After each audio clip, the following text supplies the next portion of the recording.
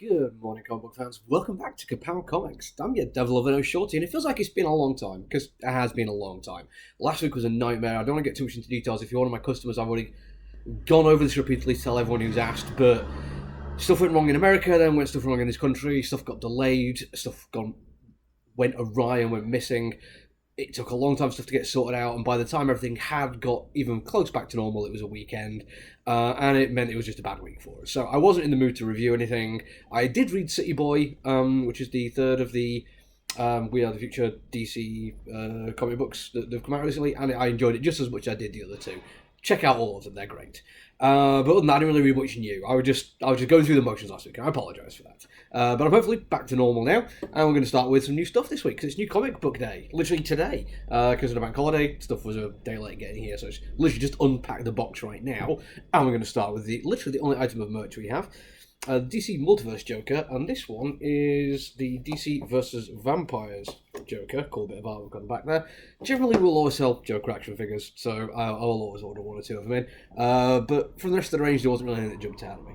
Other new releases this week, got some manga first, starting with King's Beast, which I think is on order for somebody, and the latest Legend of Zelda, which is just for sale because it's awesome. This is not particularly new, but we've just got this in. Never been asked for any of the Ninjago stuff before, but apparently it's quite popular, so if anyone wants any, give me a shout, we can order it in. New Carnage trade, I think Volume 2, yeah, and well worth reading.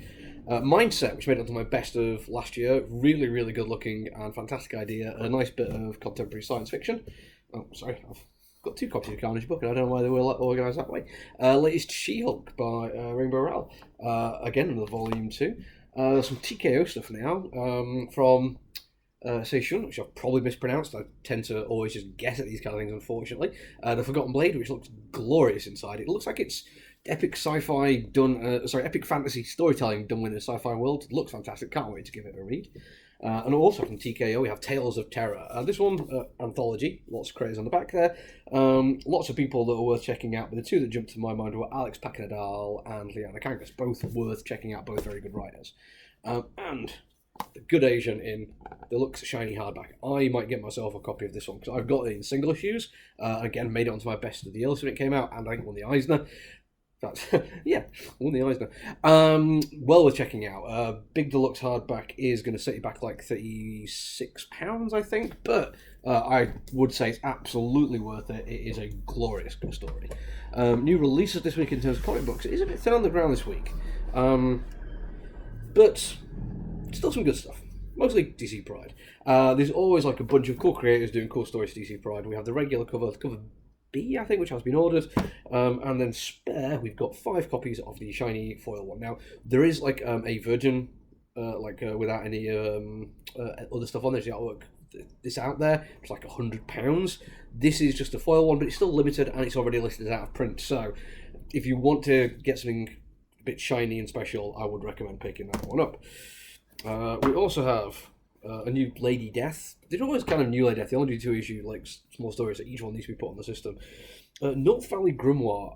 I'm not sure why, but I have like a variant cover there, which is the Mission Impossible homage, and the cover A done as a virgin. Those are the only covers I've got for that. I don't know if this is an error of me ordering or an error of shipping, but I have checked if anyone's actually asked for anything specific. Those are the ones I've got.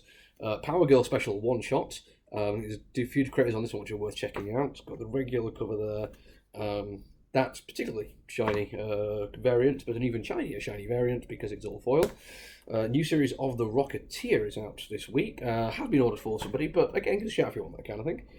Sacred Bullet's just a one-shot, but Blood Moon are doing some pretty fun horror stuff at the moment, so I thought I'd get that one in. And the Star Trek Annual, which, yeah, cool, it's part of the ongoing, but annuals are always like their own separate stories and worth checking out, so that's what we've got. Like, as you can see there, there's not a huge amount of brand new shiny things. So it's probably going to be pretty thin on the ground in terms of reviews this week. But as I say, it's not down to me not wanting to do them this week. It's down to just there not being enough cool stuff to review. But keep an eye out. You never know. There might be at least 1 or 2 things turning up. But until I see you again, look after each other, everyone. Stay safe. Bye.